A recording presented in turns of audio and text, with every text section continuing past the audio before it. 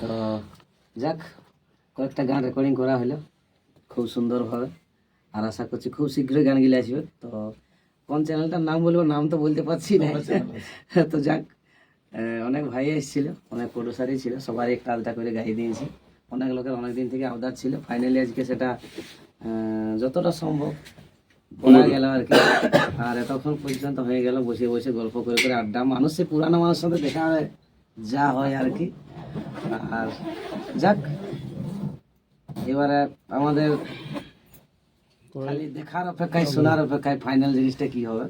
হ্যাঁ, তো সকলকেই নমস্কার, জোহার। তো আমাদের সাথে আর একটা সিঙ্গার আছে মন্টুদা, ইনারা সবাই চিনে। আমি তো ঘরের লোক বলি যাবেই নাই, কারণ এইখানে আমার আড্ডাই বটে। ঠিক আছে, তো যাই হোক, অনেকগুলা গান আজকে রেকর্ড করা হলো। শঙ্কর দাসে যায় অনেকদিন পর দেখা হলো, খুব ভালো লাগলো।